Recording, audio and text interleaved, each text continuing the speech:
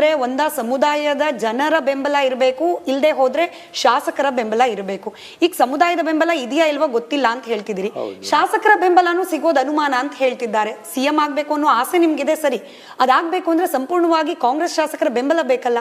ಅದು ನಾವು ದೇವರಲ್ಲಿ ಪ್ರಾರ್ಥನೆ ಮಾಡ್ಕೊಳ್ಳೋದು, ಅಪ್ಪ ಅವ್ರಿಗೆ ಅವಕಾಶ ಮಾಡಿಕೊಟ್ರೆ ಒಳ್ಳೆಯದು, ಅವರು ಶ್ರಮ ಪಟ್ಟಿದ್ದಾರೆ, ಆದ್ದರಿಂದ ನೀನು ಅವ್ರಿಗೊಂದು ಸಾರಿ ಸಿ ಎಮ್ ಮಾಡು, 6 ತಿಂಗಳು ವರ್ಷ ಎಷ್ಟೋ ನೀನು ಅವ್ರು ಸಿ ಎಮ್ ಆದರು ಅನ್ನೋದೊಂದು ಹೆಸರು ಬಂದರೆ ಆಯಿತು ಅನ್ನೋದು ನಮ್ಮದು ಅಭಿಪ್ರಾಯ. ಡಿ ಕೆ ಶಿವಕುಮಾರ್ ಅವ್ರ ಬಗ್ಗೆ ಇಷ್ಟು ಒಲವು ಯಾಕೆ ಅಂತ ಹೇಳಿ, ಅವ್ರ ವಿರುದ್ಧವಾಗಿ ಕೋರ್ಟು ಕಚೇರಿ ಕೇಸ್ಗಳೆಲ್ಲ ನಡೀತಾ ಇದೆ, ಅವರು ಸಿಎಂ ಆದ್ರೆ ಅವ್ರನ್ನ ಜೈಲಿಗೆ ಹಾಕ್ಲಿಕ್ಕೂ ಕೂಡ ರಾಜಕೀಯ ಷಡ್ಯಂತ್ರ ನಡೀಬಹುದು ಅನ್ನೋ ಮಾತುಗಳು ಪದೇ ಪದೇ ಪ್ರಸ್ತಾಪ ಆಗ್ತಲೇ ಇರುತ್ತೆ. ಅಂತ ಸಂದರ್ಭದಲ್ಲಿ ಸಿಎಂ ಆಗ್ಬೇಕು ಅಂತ ನಿಮಗೆ ಯಾಕೆ ಅನಿಸ್ತಿದೆ? ಅವ್ರ ಮನಸ್ಸಿನಲ್ಲೂ ಸಿ ಎಂ ಆಗಬೇಕು ಅಂತಕ್ಕಂಥ ಇಚ್ಛೆ ಇದೆ, ನಮ್ಮ ಮನಸ್ಸಿನಲ್ಲೂ ಕೂಡ ಅವರು ಪಕ್ಷಕ್ಕೆ ಶ್ರಮ ಪಟ್ಟಿರೋದ್ರಿಂದ ಅವ್ರಿಗೆ ಆ ಶ್ರಮದ ಫಲ ಸಿಗಲಿ ಅಂತಕ್ಕಂಥದ್ದು. ನಮಗೇನು ಅವ್ರ ಮೇಲೆ ಇಷ್ಟ ಪ್ರೀತಿ ಅದೆಲ್ಲ ಏನೂ ಇಲ್ಲ, ಸಿ ಎಂ ಆಗಬೇಕು ಅನ್ನಕ್ಕಂಥದ್ದು ನಮ್ಮದು ಅಭಿಲಾಷೆ.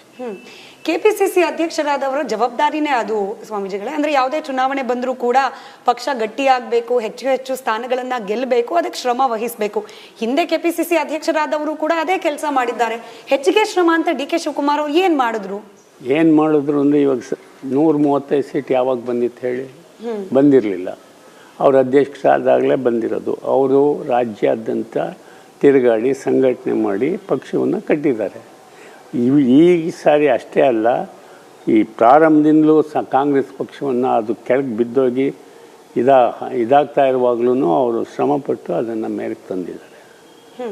ಅಂದ್ರೆ ಕೇವಲ ಒಬ್ಬ ಡಿ ಕೆ ಶಿವಕುಮಾರ್ ಮಾತ್ರ ಇದೆಲ್ಲವನ್ನು ಮಾತ್ರ ಅಂತ ಹೇಳ್ತಾ ಇಲ್ಲ, ಅವ್ರದ್ದು ಜಾಸ್ತಿ ಪರಿಶ್ರಮ ಅಂತ ಹೇಳ್ತಾ ಇರೋದೇ ಹೊರತು ಅವರೊಬ್ಬರೇ ಮಾಡಿದ್ರು ಅಂತ ಹೇಳ್ತಾ ಇಲ್ಲ, ಎಲ್ಲರೂ ಸೇರಿದ್ದಾರೆ, ಇವ್ರ ಪರಿಶ್ರಮ ಜಾಸ್ತಿ ಅಂತ ಹೇಳ್ತಾ ಇದ್ದಾರೆ. ಹಾಗಾದ್ರೆ ಸಿಎಂ ಕುರ್ಚಿ ಮೇಲೆ ಪರಿಶ್ರಮ ಪಟ್ಟವ್ರು ಎಲ್ಲರದ್ದು ಕಣ್ಣು ಹಾಕ್ಬಿಟ್ರೆ ಇರೋದು ಒಂದು ಕುರ್ಚಿ ಅಸ್ಥಿರವಾಗಲ್ವಾ?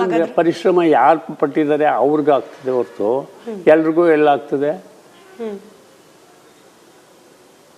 ಡಿ ಕೆ ಶಿವಕುಮಾರ್ ಅವ್ರದ್ದೇ ಹೆಚ್ಚಿನ ಪರಿಶ್ರಮ ಇದೆ ಅಂತೀರಾ ಅಂತ ನಮ್ಮ ಅಭಿಪ್ರಾಯ.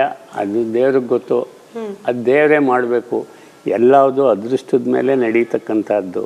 ಆದ್ದರಿಂದ ಡಿ ಕೆ ಶಿವಕುಮಾರ್ಗೆ ಅದೃಷ್ಟ ಇದ್ದರೆ ದೇವರವರಿಗೆ ಸಿ ಎಂ ಪಟ್ಟ ಕೊಡಲಿ, ದೇವರೇ ಇಲ್ಲ, ಅದಕ್ಕೆ ಏನು ಮಾಡೋಕ್ಕಾಗ್ತದೆ? ಡಿ ಕೆ ಶಿವಕುಮಾರ್ ಅವರು ಕೂಡ ಅಳೆದು ತೂಗಿ 2 ದಿನ ಸಮಯ ತಗೊಂಡು ನಂತರದಲ್ಲಿ ಹೇಳ್ತಿದ್ದಾರೆ ಯಾರು ಮಾತನಾಡಬೇಡಿ ಅಂತ.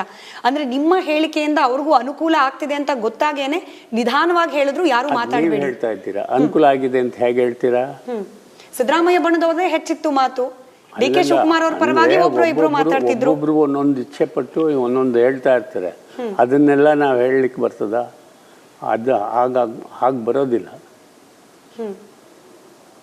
ಹಾಗಾದ್ರೆ ಅನುಕೂಲ ಅನಾನುಕೂಲದ ಯೋಚನೆ ಇಲ್ದಲ್ಲೇ ನೀವು ಹೇಳಿದ್ದಷ್ಟೇ. ಇಲ್ಲ, ನಾವು ಡಿ ಕೆ ಶಿವಕುಮಾರ್ ಒಂದ್ಸಾರಿ ಸಿ ಎಂ ಆದ್ರೆ ಒಳ್ಳೇದು ಅನ್ನೋದೊಂದೇ ನಮ್ಮ ಮನಸ್ಸಿನಲ್ಲಿ ಇರ್ತಕ್ಕಂಥ. ಅದೃಷ್ಟದ ಬಗ್ಗೆ ಮಾತನಾಡ್ತಿದ್ರಿ, ಅದೃಷ್ಟ ಇದೆ ಅನ್ಸುತ್ತಾ ಡಿ ಕೆ ಶಿವಕುಮಾರ್ ಅವರಿಗೆ ಸಿಎಂ ಆಗೋ ಮಟ್ಟಕ್ಕೆ? ಗೊತ್ತು, ನಮಗೆ ಗೊತ್ತಿಲ್ಲ. ನಾವು ಶಾಸ್ತ್ರಜ್ಞರಾಗಿದ್ರೆ ಜ್ಯೋತಿಷ್ಯ ಹೇಳೋದಾಗಿದ್ರೆ ಹೇಳ್ಬೋದಿತ್ತು.